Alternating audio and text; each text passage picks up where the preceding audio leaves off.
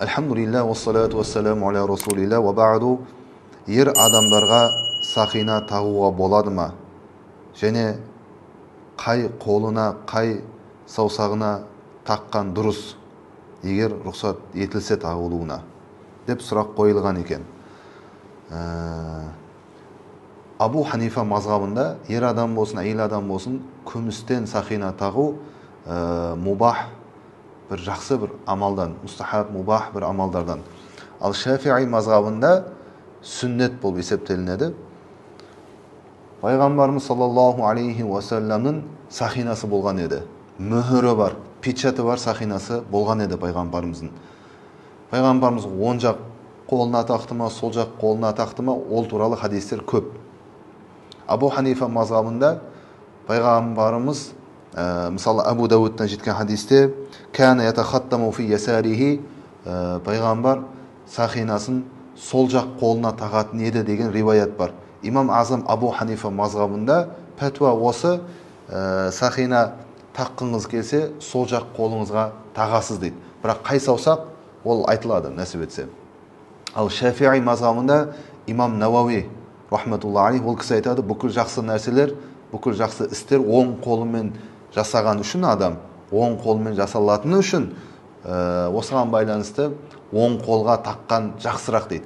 Шафиғи мазhabında сақинаны ер адамдар оң жақ қолына тағады, егер тағатын болса сүннет амал деп. Ал Абу Ханифа мазхабындағылар, осы мазхаб ұстанатын адамдар, сол жақ қолына тағады. Абу Дауудтан жеткен хадиске байланысты, пайғамбарымыз «Кәне ятахаттаму фи ясарихи» хадисіне байланысты сол жақ қолдарына тағу мубах, мустахаб бір жақсы амал дейді.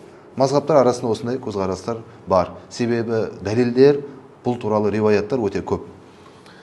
Енді пайғамбарымыз саллаллаху алейхи вассаламның сақинасы болды, мөһірі бар, печаты бар, Мұхаммадур Расулуллах деген жазу бар еді сақинасында. Яғни Мұхаммад пайғамбар Алланың елшісі деген. Бұны неге жасады сахабалар? Неге осындай сақинаны пайғамбарымызға ұсынды? Осыны таққаныңыз, осыны қолданғаныңыз дұрыс болады деп неге сахабалар айтты? Себебі пайғамбарымыз саллаллаху алейхи вассалам басқа елдегі, басқа жердегі патшаларға, әкімдерге, бастықтарға дінді қабылдаңдар, ислам дініне келіңдер деп хат дайындап, хат жіберген уақыттарында сахабалар айтқан еді пайғамбарымызға: «Иннахум ла яқрауна китабан илля би хатамин». Я Алланың Расулы, сіз хат жіберіп жатсыз, дінге шақырып жатсыз, жаңа өзге мұсылман емес патшаларды, бірақ олар мөһірі бар, печаты бар хаттарды ғана оқиды. Мөһір печат болмаса хаттарды оқымайды олар деген уақытта пайғамбарымыз рұқсат етеді. Өзіне мөһір бар, печаты бар, пайғамбарымызға арналған, пайғамбарымыздың печаты бар сондай бір сақинаның жасалуына пайғамбарымыз рұқсат етіледі, және пайғамбарымыз таққан еді сақинаны. Ол сақина, пайғамбарымыздың мөһірі бар сақина, пайғамбарымыздан кейін Хазіреті Абу Бәкір радиаллаху анху да еді. Сол кісіге аманат қылып тапсырылды. Абу Бәкір радиаллаху анхудан кейін Хазіреті Омар радиаллаху анхуға тапсырылды. Хазіреті Омар радиаллаху анхудан кейін Хазіреті Осман радиаллаху анхуға сол сақина аманат болып пайғамбарымыздан жеткен еді. Бірақ Алланың қалауымен Осман радиаллаху анху Әрис деген құдықтың қасында тұрған кезде қолынан түсіп кетіп, сахабаның жаңа құдықтың ішіне кетеді, әлгі пайғамбарымыздан келе жатқан аманат сақина. Содан кейін табылмай қояды. Бұл да бір Алланың қалауы. Алла барша сахабалардан разы болсын. Пайғамбарымыз саллаллаху алейхи вассалам енді сақинаны таққан уақыттан кейін басқа сахабаларда сақина тағып бастады. Яғни пайғамбарымыз қылды, біз де қылайық деп сақина тағып бастады. Бірақ кейбір сахабалар, мысалы пұттар, жаңағы мушриктердің, Аллаға серік қосушылардың пұттары болған ғой, пұт. Ағаштан, басқа нәрселерден пұт жасап, соған табынатын болған жаңағы мушриктер, серік қосушылар. Сондай пұттар қандай материалдармен жасалатын болса, бір сахаба енді әдейі емес, сол пұттар жасалатын материалдан өзіне бір сақина жасап, пайғамбардың қасында отырады. Оның ниеті, бір жаман ниеті жоқ, пайғамбар тақты ғой деп тақты, бірақ материалы жаңа мушриктердің, серік қосушылардың пұттарынан жасалатын материалмен жасап қойған ғой. Сонда пайғамбар саллаллаху алейхи вассалам көріп, әлгі сахабаның қолындағы жаңа саусағындағы сақинасын көріп, мәли аджиду минка рихал аснам деп айтқан еді. Не болып жатыр? Мен сенен жаңа мушриктердің пұттарынан келетін исті мен сенен тауып жатырмын, сенен сондай іш шығып жатыр. Неге деп пайғамбарымыз сөйтіп сұраған екен. Яғни сахабаға айтып жатыр, мына қолында сақина тауың дұрыс, сүннет деп, мубах деп тағып жатсың маған ұқсап, бірақ бұның материалы жаңағы пұттардың материалынан жасалып тұр. Сол үшін бұл рұқсат етілмейді деп пайғамбарымыз материалын ауыстыртқан, басқа нәрседен жасады. Содан кейін әлгі сахаба пайғамбарымыз саллаллаху алейхи вассаламнан ескертіп алғаннан кейін сақинасын уже темірден жасап алады.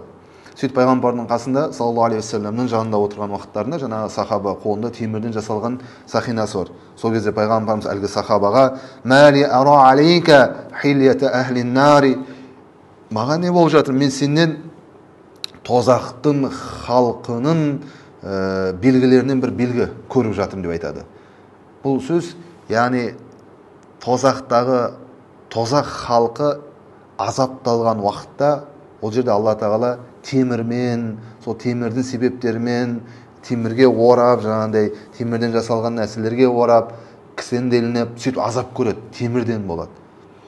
Сол халықтың көретін азабы бар, сол жерде темір болады, сол темірді мен сенен көріп жатырмын ғой деп пайғамбар ескертеді. Яғни болмайды деген сөз. Сол үшін еркек адамдарға, ер адамдарға сақина тақса болады, жақсы бір амал.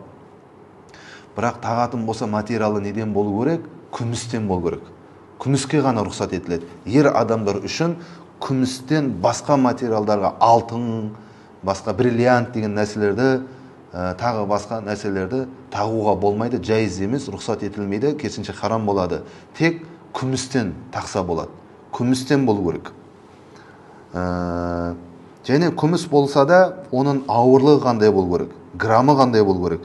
Уәлә тутиммаху мисқалан, пайғамбарымыз айтады хадисінде, бір мисқалдан аспасын дейді. Немесе басқа бір мағынасы бір мисқалға жетпесін, бір мисқалдан аспасын дейді. Енді бұл жерде мазғаптар арасында әртүрлі көзқарас, пәтуалар бар. Абу Ханифа мазғабында ер адам күмістен сақина жасап тағатын болса, күмістен оның ауырлығы бір мисқалдан аспасын дейді. Ал бір мисқал дегеніміз 4-4,5 грамм күміс. 4 немесе 4,5, яғни 4,5 граммнан аспау керек. Сондай болса таға берсе болады. Ал Шафиғи мазғабында ондай мисқалға неге қарамайды, әртүрлі өзінің жергілікті жерге қарайды, халыққа қарайды. Егер халықтың арасында ең көп таралған үлкен бір сақина болатын болса, тағып жүргендері соған қарата күміс қылып таға береді. Немесе халық арасында танылған кішкентай сақина түрлері болса, онда үлкен қылып таға алмайды, сол халықпен, көпшілікпен бірдей қылып таға береді Шафиғиларда. Алла разы болсын имамдарына. Ал Абу Ханифа мазғабында белгіленген грамы, өлшемі бар. Бір мисқалдан аспау керек, немесе бір мисқалға жетпеу керек деген риwayatта бар. Аз болу керек грамы. Енді бір ер адам жаңағы сақинасын жасап алды күмістен. Қай қолына тағады? Оң қолына тағады ма, сол қолына тағады ма? Оны жаңа айтып өттік. Абу Ханифа мазғабында Абу Дауудтан жеткен мына риwayatқа байланысты кәне ятахаттаму фи ясарихи, пайғамбарымыз сақинасын сол қолына тағатын еді. Осы риwayatқа байланысты Абу Ханифа мазғабындағы адамдар сақина таққысы келген уақытта сол қолдарына таққан абзалырақ. Ал Шафиғи мазғабын ұстанатын адамдар ол жерде ғалым уламаларынан имам Науави рахметуллаху алейх бүкіл жақсы істер оң жақтан басталады. Немесе оң жақтан бастаймыз. Сол сияқты оң қолымызбен жасаймыз. Осыған байланысты сақинаны да оң қолға таққан жақсырақ деп айтқан. Енді тағуын тақтық, бірақ қайсы саусаққа тағамыз? Оған тоқталатын болсақ, көптеген риwayаттар бар. Пайғамбарымыз саллаллаху алейхи уассалам сол жақ қолына сақинаны таққан уақытта хынсыр, бынсыр, вуста, сәббаба, ибахам деген саусақтарымыз бар. Бұның әрқайсының өзінің есімі бар. Пайғамбарымыз хынсыр саусағына, яғни мына кішкентай саусағына тақты деген риwayat бар. Сол жақ қолдың хынсыр саусағына. Немесе басқа риwayаттарда оң жақ қолдың хынсыр саусағына, яғни кішкентай саусағына. Басқа риwayаттарда мына бынсыр саусағына тақты дегенде риwayat бар. Яғни қарап отырсаңызда, мысалы Әбу Лейс Самарқанди рахметулла алейх өзінің кітабында айтады, осы риwayаттардың барлығын келтіріп қарап отырсақ, көптеген риwayаттар бар. Мына саусақ дейді, мына саусақ дейді. Өзіңіз білесіз, хынсырға тағасыз ба, бынсырға ма, вустоға ма, сәббабаға ма, ибахамға ма, қалай ыңғайлы любойына таға берсеңіз болады дейді. Бұл мубах бір амал, жақсы бір амал. Яғни именно мына саусақ деп белгіленбеген. Себебі мына саусақтан бір артықшылығы жоқ. Мына қолдан бір артықшылығы жоқ. Яғни бірдей. Бірақ жақсы нәрселерді кіндіктен жоғары қолданатын уақытта оң қолымызды қолданамыз, кіндіктен төмен қолданғанымызда сол қолды жұмыс қыламыз, сол қолды қолданамыз. Сол үшін кейбір ғалымдар сол қолға таққаннан көрі оң қолға таққан абзалырақ дейді. Неге? Тазалық жасаған уақытымызда, денемізді тазалаған уақытта нәжасаттан, лас нәрселерден сол кезде сол қолда тағылып тұрса дейді, жаңағы сақина, оны шешіп қойып қойыңыз, немесе оң жақ қолыңызға тағыңыз. Себебі сол жақ қолда қалмаған абзал дейді. Біз кіндіктен төмен лас жерімізді тазалағанда, лас нәрселерді ұстағанымызда, тазалағанымызда сол кезде жаңағы сақинаның оң қолда тұрғаны жақсы дейді. Абзал немесе вообще шешіп қойып қойғаның жақсырақ дейді. Бірақ өзіңіз білесіз, бұл мубах, мустахаб, бір сүннет, бір жақсы амалдардан.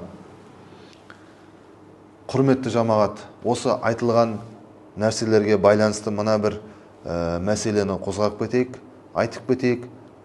Мұсылман адам, ислам дінінде жүрген адамнан бөлек басқа діннің өкілдері, басқа діндегілер, мысалы кәпірлер, залымдар, о үшін басқалар, мұсылман емес, ислам дінінде емес, оның сыртындағылар, солар бір белгі ретінде өздерін діндерін насихаттау үшін немесе бір-бірлерін тану мақсатында бір саусаққа жаңа сақина тағып сөйтіп белгілеп алған болса, олар сол арқылы бір-бірін таниды, немесе сол арқылы басқа дінде жүргендерін көрсетеді, сөйтіп бір саусаққа сақина тағып белгілеген болса, ал мұсылман адам ислам дінінде жүрген солардың тағып жүрген саусағына ұқсамас үшін басқа саусаққа тағу керек мұсылман адам. Аналар мысалы бір саусақты белгіледі, осы саусақ деп осыған сақина тағамыз деді, ал мұсылман адам сол саусаққа тақпау керек, басқаларына тағу керек. Себебі Алла Тағала қасиетті Құранда Худ деген сүре бар, Худ алейхиссалам туралы айтылған. Сол сүренің 113 аятында Астаизу билля бисмилля ва ла тарукану илаллазина заламу. Зұлымдық қылушы залымдардың немесе кәпірлердің жасағандарын жасамаңдар, оларға ұқсап қалмаңдар дейді. Неге? Не үшін?